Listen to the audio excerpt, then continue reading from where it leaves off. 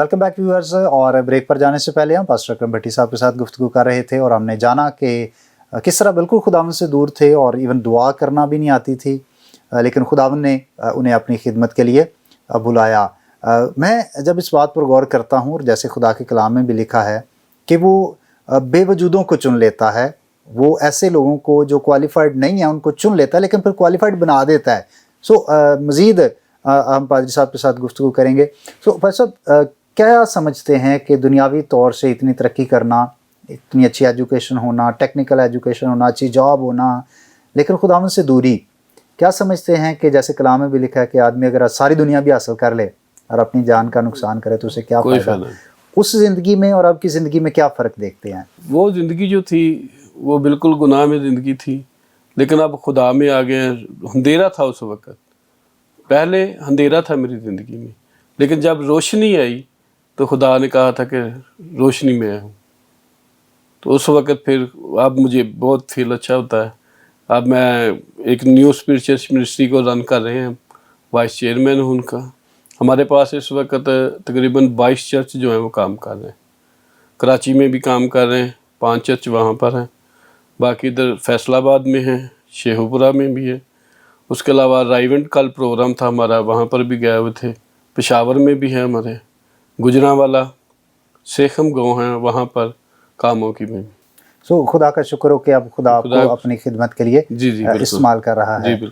सो आपकी जो जॉब है, आपका जो काम है, उसको भी आपने साथ रखा है, तो फिर दोनों को कैसे, खिदमत और काम को किस तरह बैलेंस करते हैं? ये ज़्यादा जो काम मैं कर रहा हूँ वो मोबाइल पे ही कर रहा हूँ।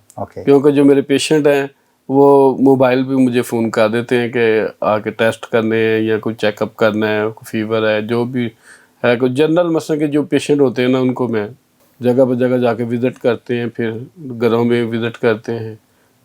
चर्च में को रन कर रहे हैं, उस वजह से। तो बस अब क्या समझते हैं कि आज के दौर में कलीसियाओं की तरक्की में एक बड़ी रुकावट क्या है? क्यों जो कलीसियाएँ हैं वो तरक्की उस तरह से नहीं कर रही जिस तरह की होनी चाहिए? एक्चुअली बात ये है कि जो कलीसिया के लोग हैं वो एक दूसरे को, अगर आपने कोई बात की है तो दूसरा मूड बना लेता है, जी पाई साहब ज़्यादा उनके साथ ही करते हैं, हमारे साथ नहीं करते। इस वजह से फिर जो लोग ना वो आगे नहीं बढ़ते, क्योंकि हमारा जो ज़्यादा कलीसिया का फोकस है वो खुदा पर होना चाहिए, क्योंकि किसी इंसान पर हमारा तवक्कल नहीं होना चाहिए। हमारा तवक्कल जो है वो खुदा पर होना चाहिए। जब हमारा तवक्कल इंसान पर होगा तो हम कभी भी कामयाब नहीं हो सके। जब हमारा तवक्कल खुदा पर होगा तो हम कामयाब होंगे।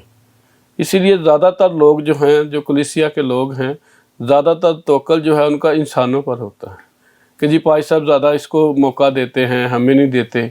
इस वजह से फिर ज़्यादा वो, यानी एक तरह से नातफाकी है। नातफाकी। और दूसरा आप समझते हैं कि अगर कोई टैलेंटेड है, जी, खुदा ने उसको खिदमत दी है और वो पूरी वफादारी से खुदा की खिदमत को सरंजाम भी दे रहा है, तो डेफिनेटली जो शहर पहाड़ पर बसा है वो छिप नहीं सकता, वो तो नज़र आएगा, वो तो आगे लोग आएंगे जिनको खुदा ने खिदमत दी है। और ऐसे लोग जो करते तो कुछ नहीं है, सिर्फ बातें करते हैं। बिल्कुल आप समझते हैं कि ये एक बड़ी रुकावट है आपकी? जी बिल्कुल, ये बहुत ज़्यादा रुकावट है कि लोग करते भी कुछ नहीं है, बातें करते हैं, लेकिन जो आगे बढ़ते हैं लोग, जिनका टैलेंट है, काम करना चाहते हैं, उनको करने नहीं देते। इसके अलावा एक और छोटी सी गवाही देना चाहूँगा कि मैं हॉस्पिटल में ड्यूटी कर रहा था तो मेरे पास एक पेशेंट आया, वो उसका जो पानी था बिल्कुल ख़त्म हो चुका था, बिल्कुल पल्स जो थी उसकी हल्की हल्की सी चल रही थी, लेकिन खुदावंद का शुक्र है कि मैंने फिर उसको ट्रीट किया तो वो ठीक 1 घंटे बाद फिर उठ के वो घर चला गया। तो बस अब जिस्मानी शिफा और रूहानी शिफा, यानी दोनों तरह से जो है वो आप काम जी मैं दोनों। तो क्या आप कोशिश करते हैं कि जब आपके पास पेशेंट्स आते हैं और ना सिर्फ उनकी ट्रीटमेंट अच्छे तरीके से हो, बल्कि साथ साथ जो स्पिरिचुअल ट्रीटमेंट है, जो उनकी रूहानी है, तो वो भी आप करते हैं? जी, वो भी बाज़ पेशेंट को हम बताते हैं कि आपको नमाज़ पढ़नी है, दुआ करनी है, आप कलाम को पढ़ना है। जो क्रिश्चियन लोग आते हैं, हम फिर उनको बताते हैं कि आपने नमाज़ पढ़ के मेडिसिन को यूज़ करना है। जो अपने लोग हैं फिर उनको कहते हैं कि कलाम इक़दस में लिखा है कि कलाम के वसीला से जो है वो शिफा है, तो कलाम को पढ़ें, दुआ करें ताकि खुदावंद आपको शिफा दे। और कलीसिया जो खिदमत है उसमें आप कितने लोग हैं जिनकी आप पासबानी कर रहे हैं और क्या क्या एक्टिविटीज़ हैं जो आपकी कलीसिया में होती हैं? जी, मेरे पास इस वक्त 15 ख़ानदान हैं जिनकी मैं पासबानी कर रहा हूँ, और संडे स्कूल को रन कर रहे हैं हम अपने चर्च में। फिर उसके अलावा कोई बच्चों को सिखा रहे हैं, जो बच्चे सीखना चाहते हैं तबला वगैरह, हारमोनियम वगैरह, उनको हम सिखा रहे हैं। थैंक यू पास साहब। और मैं चाहता हूँ कि प्रोग्राम के इख्तिताम पर हमारी ऑडियंस को कोई पैगाम जो आप देना चाहें। जी, मैं चाहता हूँ कि जो हमारे बच्चे, नौजवान बच्चे हैं, यंग जनरेशन जो है, वो ज़्यादा से ज़्यादा तालीम को हासिल करे, ताकि हमारे पास तालीम होगी तो हम आगे बढ़ सकेंगे। इसीलिए फिर दुआ भी करना शुरू करें। जैसे कि मैंने आपको अभी बताया है कि मुझे दुआ करनी नहीं आती थी। उस वक़्त मेरी उम्र जो थी वो तकरीबन 18-20 साल के करीब थी कि जब मैंने दुआ करना शुरू की।